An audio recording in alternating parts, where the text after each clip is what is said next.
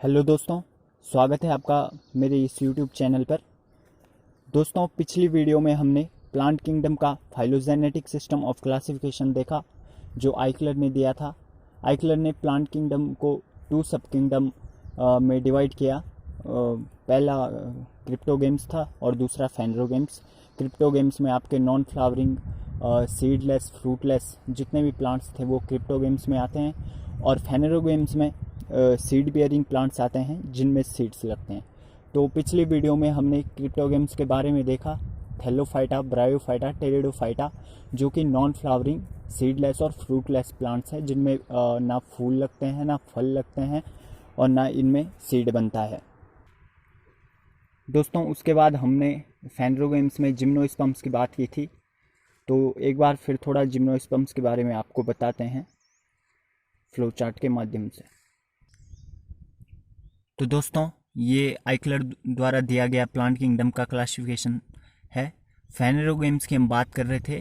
दोस्तों, फेनरोगेम्स में वो सभी प्लांट्स आते हैं जिनमें सीड नहीं लगता है, जिनमें सीड लगता है। वो तो क्रिप्टोगेम्स में आते हैं जिनमें सीड नहीं लगता है, फ्लावर नहीं लगता है और फ्रूट नहीं लगता है। ये नॉन फ्लावरिंग सीडलेस और फ्रूटलेस प्लांट्स है। और फेनरोगेम्स में जो प्लांट्स आएंगे, जितने भी प्लांट्स आएंगे उन सभी में सीड लगेगा। तो दोस्तों, फेनेरोगेम्स को 2 डिविजन्स में बांटा है, पहला जिम्नोस्पर्म और दूसरा है एंजियोस्पर्म। दोस्तों, जो फेनेरोगेम्स होते हैं इनमें जो वेस्कुलर टिश्यू होते हैं वो वेल डेवलप्ड होते हैं। जाइलम एंड फ्लोएम इनमें वेल डेवलप्ड होते हैं। अब पहले हम बात करते हैं जिम्नोस्पर्म्स की। दोस्तों, जिम्नोस्पर्म्स वो प्लांट्स होते हैं, ये बड़े बड़े ट्रीज होते हैं जिनमें कोन लगता है। इनमें दोस्तों फ्लावर नहीं लगता है, फ्लावर की जगह इनमें कोन लगता है और कोन में ही मेल और फीमेल रिप्रोडक्टिव पार्ट्स होते हैं। दोस्तों, जिम्नोस्पर्म्स में सीड लगते हैं, लेकिन सीड के बाहर कोई ओवरी या फ्रूट जैसी कोई कवरिंग नहीं होती है। इनके जो सीड्स होते हैं वो नेकेड होते हैं, अर्थात नग्न बीजी, जिनके बाहर कोई कवरिंग नहीं होगी, कोई आवरण नहीं होगा। और एंजियोस्पर्म्स में जितने भी प्लांट्स आते हैं उनमें सीड्स लगते हैं, तो उनके बाहर ओवरी या फ्रूट का आवरण होता है, बीज ढके हुए होते हैं। इसीलिए एंजियोस्पर्म्स को आवर्त बीजी यानी जिनके बीज के बाहर आवरण होगा, और जिम्नोस्पर्म्स को कहते हैं अनावर्त बीजी या नग्न बीजी, जिनके बीज के बाहर कोई आवरण, जिनके सीड्स के बाहर कोई कवरिंग नहीं होगी, उनको कहेंगे नग्न बीजी, जिम्नोस्पर्म्स और अनावर्त बीजी। तो अनावर्त बीजी, नग्न बीजी, जिम्नोस्पर्म्स। एंजियोस्पर्म्स को कहेंगे आवर्त बीजी, जिनके सीड के बाहर कवरिंग होगी फ्रूट की, सीड के बाहर इनके फ्रूट होगा। तो दोस्तों, जिम्नोस्पर्म्स में आपके एग्जाम्पल आते हैं साइकस, पाइनस। तो दोस्तों, जिम्नोस्पर्म्स में मुख्य रूप से 2 प्रकार के पौधे आते हैं, कॉनिफर्स और साइकेड्स। कॉनिफर्स वो होते हैं जिनकी पत्तियां छोटी छोटी और जो हाईली ब्रांच्ड और कोन के यानी कि शंकु के जैसे होते हैं। इनकी जो लीव्स होती है वो निडल शेप की होती है। और जो साइकेड्स में तो कॉनिफर्स में आपके देवदार, पाइनस आदि आते हैं।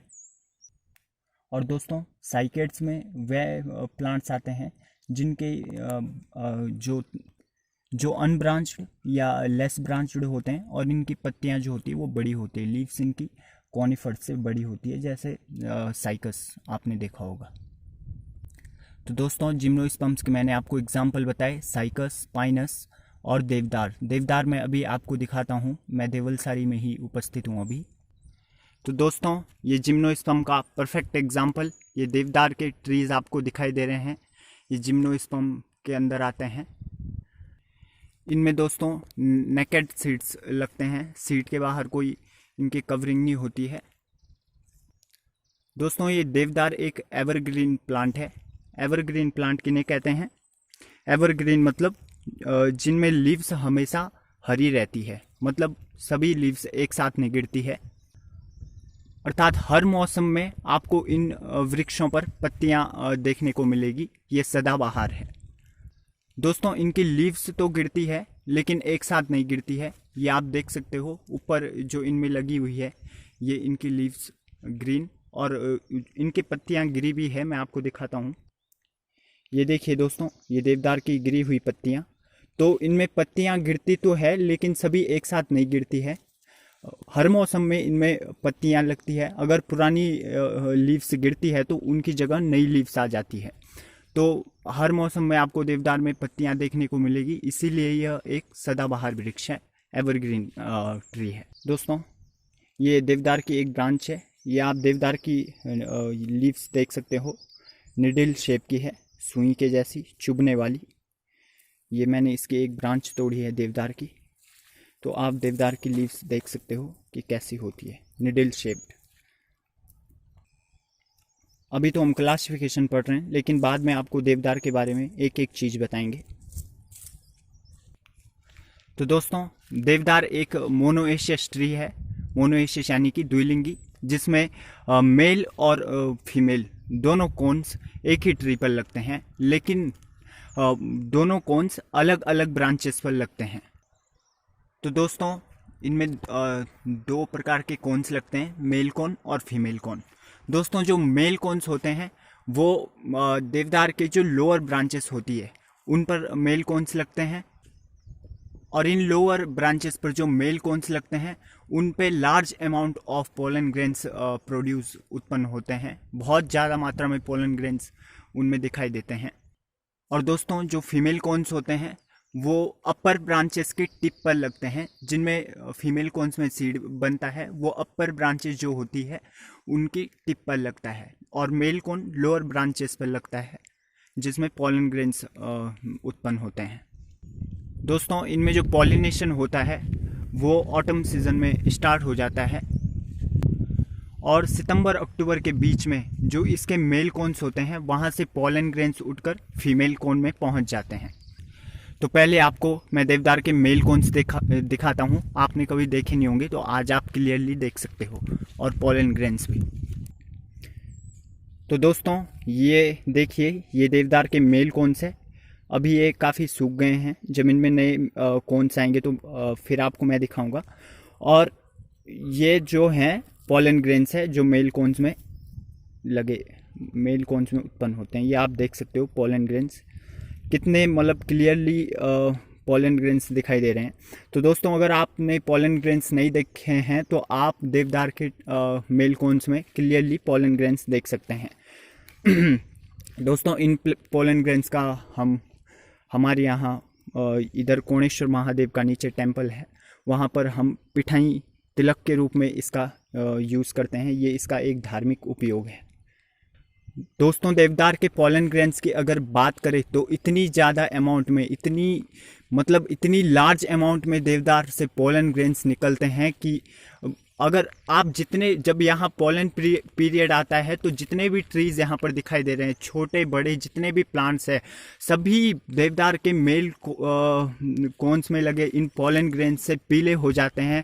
यहाँ की बात छोड़िए, सामने जो इधर गांव है, गांव की जो छतें हैं, खेत खलियान, सब कुछ देवदार के मेल कोन्स से पीले हो जाते हैं। इतनी लार्ज अमाउंट में देवदार से ये पोलन ग्रेन्स निकलते हैं।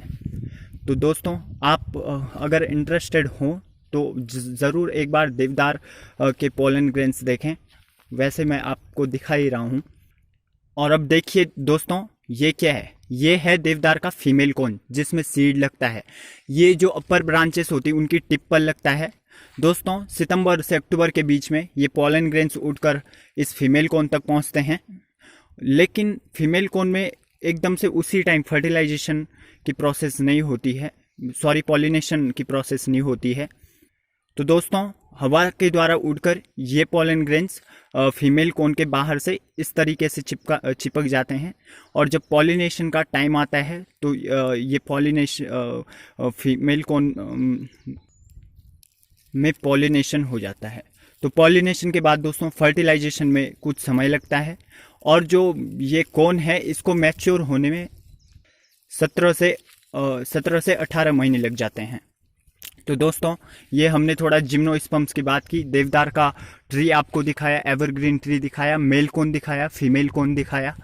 अब जब इसमें फीमेल कोन में सीड्स लगेंगे, नेकेड सीड्स, तो मैं आपको दिखाऊंगा। जिस टाइम में वो लगते हैं मैं आपको दिखाने की पूरी कोशिश करूंगा। तो दोस्तों अगर ये वीडियो पसंद आ रहा है आपको तो बने रहिए और इस चैनल को ज़रूर सब्सक्राइब कीजिए। मैं आपको देवलसारी में प्लांट्स जितने भी उग रहे हैं सभी को एक एक करके आपको दिखाऊंगा। अगर आप इंटरेस्टेड हैं तो आप बेल आइकन ज़रूर दबाएं और चैनल को ज़रूर सब्सक्राइब करें। तो दोस्तों ये हमने बात की देवदार की। अभी हम आपको पाइनस भी दिखाएंगे, लेकिन पाइनस थोड़ी देवदार से ज़्यादा हाइट पे उगता है, वो इधर अभी देखने को नहीं मिलेगा। पाइनस का ट्री, पाइनस के कॉन्स भी मैं आपको दिखाने की पूरी कोशिश करूँगा। मेल एंड फीमेल दोनों कॉन्स दिखाऊँगा। तो दोस्तों अब बात करते हैं फेनरोगेम्स के दूसरे डिवीज़न एंजियोस्पर्म की। दोस्तों एंजियोस्पर्मिक प्लांट्स वे होते हैं जिनमें नेकेड सीड्स नहीं होते हैं, सीड्स के बाहर कवरिंग होती है, सीड फ्रूट के अंदर होते हैं, अर्थात जो ओव्यूल्स होते हैं ओव्यूल्स के बाहर ओवरी होती है। तो ये जितने भी फ्लावरिंग प्लांट्स हैं दोस्तों जिनमें सीड्स के बाहर फ्रूट होता है, सीड्स जिनमें इनक्लोज्ड होते हैं, तो वे एंजियोस्पर्म के अंदर आते हैं।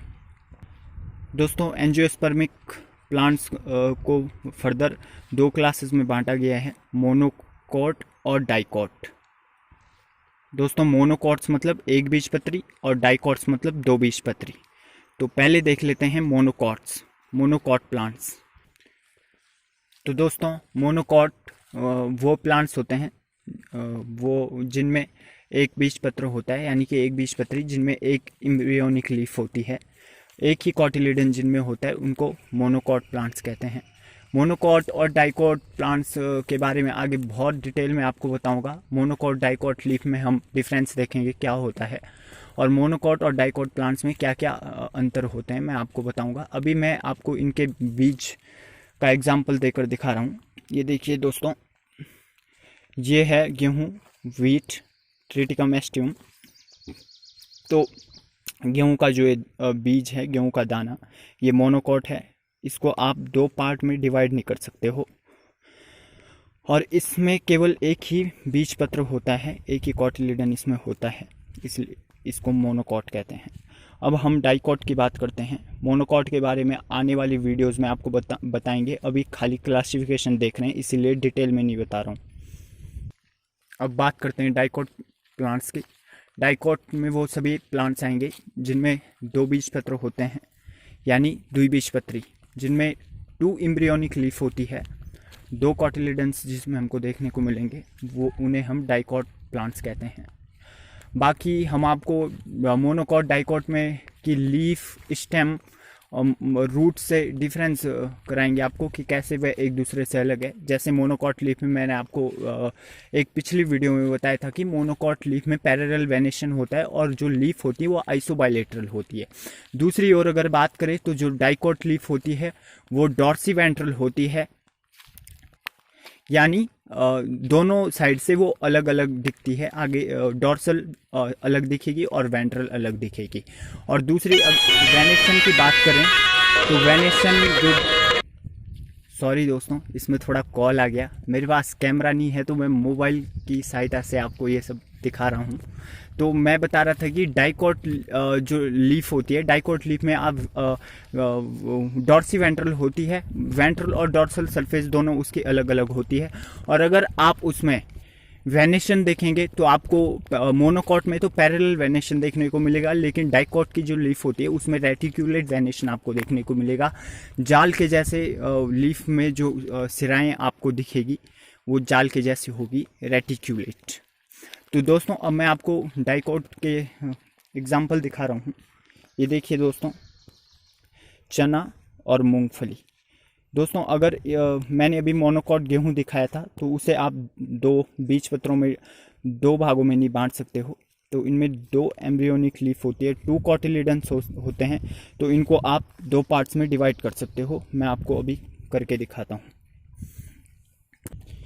ये देखिए दोस्तों, ये मूंगफली आर्चिस हाइपोजिया और ये चना। इसमें आप देख सकते हो टू एम्ब्रियोनिक लीफ, और ये दो पार्ट्स में इक्वली डिवाइड हो गए हैं। इनमें दो बीजपत्रक होते हैं, इसलिए ये द्विबीजपत्री पौधों के अंदर आते हैं। तो आज हमने अब ये क्लासिफिकेशन पूरा कर लिया है। आगे हम डाइकॉट मोनोकॉट के बारे में आपको डिटेल में बताएंगे, कोई दिक्कत नहीं। तो हम क्लासिफिकेशन पूरा कर चुके हैं जो आइकलर ने दिया था, AW आइकलर ने। प्लांट्स को किस तरीके से उन्होंने डिवाइड किया था, मतलब लोअर टू हायर, कैसे कैसे 2 सब किंगडम्स में बांटा था, क्रिप्टोगेम्स, फैंड्रोगेम्स। क्रिप्टोगेम्स में उनको रखा नॉन फ्लावरिंग, सीडलेस, फ्रूटलेस जो प्लांट्स है, जो स्पोर्स के द्वारा रिप्रोडक्शन करते हैं, एसेक्सुअल रिप्रोडक्शन करते हैं, जिनमें वेजिटेटिव रिप्रोडक्शन होता है। मार्किंशिया में जैसे गैमा कप्स के द्वारा मैं आपको रिप्रोडक्शन दिखाऊंगा किस तरीके से वो रिप्रोडक्शन करते हैं। और दूसरा फेनेरोगेम्स में आप देख सकते हो कि मेल और फीमेल गैमिट्स के फ्यूज़न से जब जाइगोट बनता है तो इस तरीके से इनमें फर्टिलाइजेशन या रिप्रोडक्शन, फर्टिलाइजेशन होता है और रिप्रोडक्शन की प्रक्रिया चलती है। तो फेनेरोगेम्स में हमने उन सभी को रखा जो सीड बियरिंग प्लांट्स है, जितने भी सीड बियरिंग प्लांट्स है वो फेनेरोगेम्स के अंदर आए। इनमें जिम्नोस्पर्म्स थे, एंजियोस्पर्म्स थे। जिम्नोस्पर्म्स जो थे वो कोन बियरिंग थे, और जो ये एंजियोस्पर्म्स हैं वो फ्लावरिंग प्लांट्स हैं। तो हमने क्लासिफिकेशन देख लिया है। तो दोस्तों, अगर आपको वीडियो लेक्चर अच्छा लगा हो, क्लासिफिकेशन अगर आपको अच्छा लगा, मेरे समझाने का तरीका, तो कमेंट के माध्यम से एक बार ज़रूर बताएं कि कैसा लगा। बुरा भी लगा हो तो बुरा लिखिए, अच्छा भी लगा हो तो अच्छा लिखिए, अच्छा ही लिखिए, क्योंकि मुझे इससे कोई प्रॉब्लम नहीं कि मतलब कि मैं कैसा बोल रहा हूँ या मेरे बोलने का तरीका क्या है, मैं हिंदी में बोल रहा हूँ, इंग्लिश में बोल रहा हूँ। नहीं दोस्तों, ये मेरे को खुद ही अच्छा लगता है। पहली बात, मेरे को वीडियोग्राफी, फोटोग्राफी बहुत पसंद है और नेचर से तो बहुत ही ज़्यादा लगाव है। तो इसीलिए दोस्तों मैंने ये YouTube चैनल बनाया है। आपकी बड़ी मेहरबानी होगी अगर आप चैनल को लाइक, सब्सक्राइब और कमेंट्स ज़रूर करें और इसे शेयर भी करें। धन्यवाद दोस्तों। अगली बार हम मिलेंगे एक नई वीडियो के साथ, उसमें हम आपको प्लांट्स दिखाएंगे। अभी मैंने आपको क्लासिफिकेशन इसीलिए दिखाया, पेन कॉपी मैंने इसीलिए यूज़ की क्योंकि क्लासिफिकेशन देखे बिना हम प्लांट्स की स्टडी कैसे करते हैं। आपको एक बार क्लासिफिकेशन ज़रूर देखना चाहिए। अब अगर मैं आपको मार्किंशिया दिखाऊंगा तो आपके मन में सवाल उठेगा, इसमें फ्लावर क्यों नहीं, ये भी तो प्लांट है, इसमें फ्लावर क्यों नहीं आ रहा है। तो हमने नॉन फ्लावरिंग, फ्लावरिंग को अलग रखा, तो आपने क्लासिफिकेशन देखा। अब आपको अच्छे से समझ आ गया होगा कि प्लांट्स कैसे मतलब हमने क्लासिफाई किए हैं। तो ठीक है दोस्तों, बाय बाय। मिलते हैं एक अगली वीडियो के साथ जिसमें मैं आपको वीडियोग्राफी के द्वारा प्लांट दिखाऊंगा।